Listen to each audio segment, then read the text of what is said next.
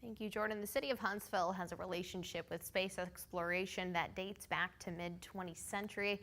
There are countless of Black leaders who have contributed to the space program in that time.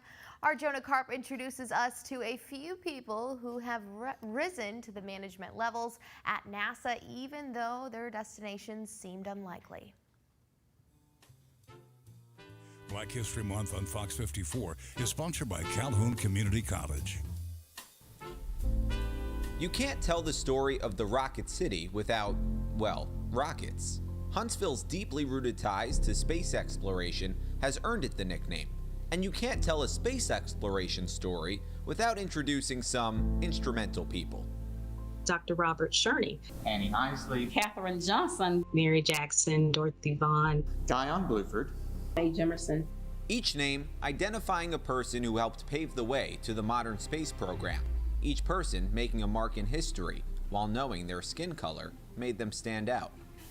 The passion that I had helped me get over the tension or the nervousness that I had about why am I here.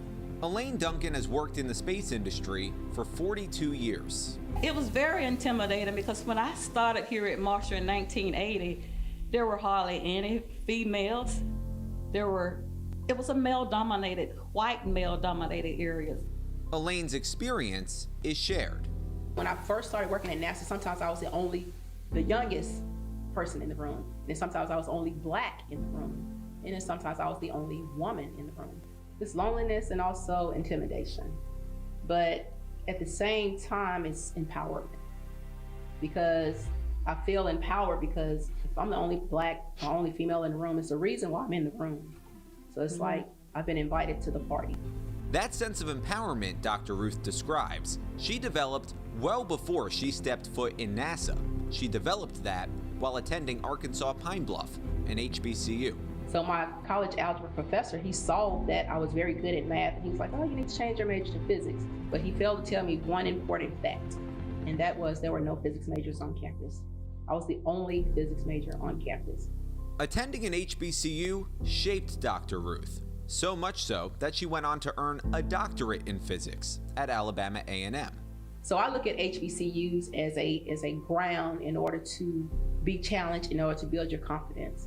So I kind of renamed the acronym for HBCUs. To me, it means helping Blacks compete universally. Which is an incredibly accurate assessment when it comes to the space industry. Elaine attended Alabama State and Tanya attended Spelman College. my HBCU had just, high expectations on the students, but also it's a very nurturing environment. And so, that's clearly the type of culture that I seek to foster in the teams and the organizations that I lead at NASA. Really, attending a HBCU was just an extension of my family. All of my professors took a personal interest in me. They challenged me. They drove us hard.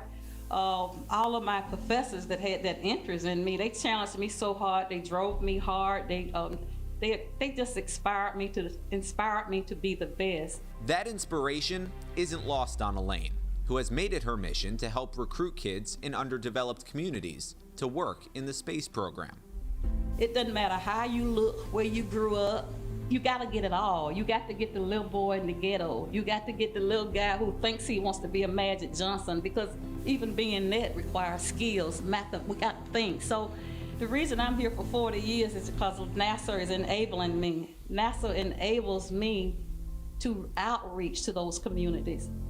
Elaine, Ruth, and Tanya recognize the special position they hold, a chance to pay it forward, and an opportunity to leave behind a legacy.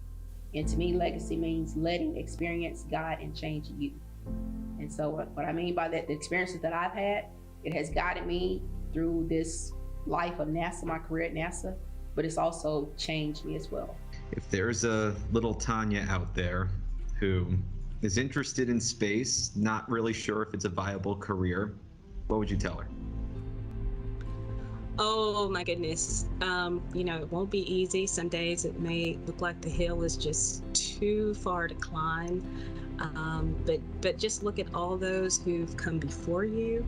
And it's because of them you certainly can. If I can do it, You can do it no matter where you are, no matter what color you are. And I realized that we need it all. And there's some brilliant minds that are not being developed. When you get a box of crayons, you got all these colors, different colors.